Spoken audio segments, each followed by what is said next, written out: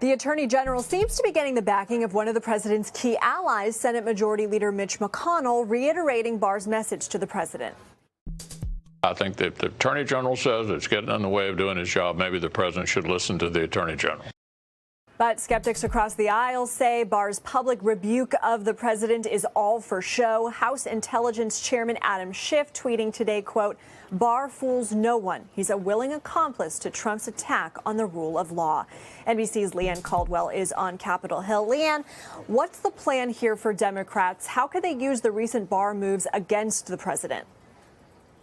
Well, Lindsay, this is the line of thinking that Democrats are going to keep hounding constantly, that the president works outside of the law, outside of the norms and traditions of our country, and he has an accomplice in this, AG Barr. And they're going to be pushing that narrative, especially since we're fresh off this impeachment inquiry, where Democrats say the president got away with abusing his power. And so see this line of thinking and this set of comments from Democrats to continue as we just move closer and closer to this election. And it's just going to be baked. They're going to try to bake this into voters' minds that the president is not willing to follow the law, and he operates in his own set of theories and ways, and it's not the way that this country works, Lindsay. Well, Attorney General Barr is facing fresh calls to resign today. What more can you tell us about that?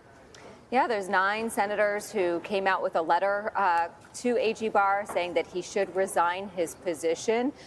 We might be able to expect those calls to continue and to grow, especially as we get closer to AG Barr's hearing at the end of March. In addition to that, there's also legislation that some of these senators have introduced saying that the Attorney General would not be able to participate in cases, or any presidential appointee really can't participate in cases that have to do specifically with the president. Now, getting back to those senators who are calling for his resignation, notable among them is Elizabeth Warren. She is also running for president, and so her name really sticks out when she's taking this stand, saying that AG Barr should, in fact, step down in his role in this entire case. Lindsay. And lawmakers are demanding answers on his intervention in the Roger Stone sentencing. Barr now scheduled to testify before the House Judiciary Committee. That's going to happen on March 31st. Could we also hear from 1 or 2 or 3 of the prosecutors who just withdrew from Stone's case? Well, I wouldn't close any doors. Anything is possible, especially in this day and age.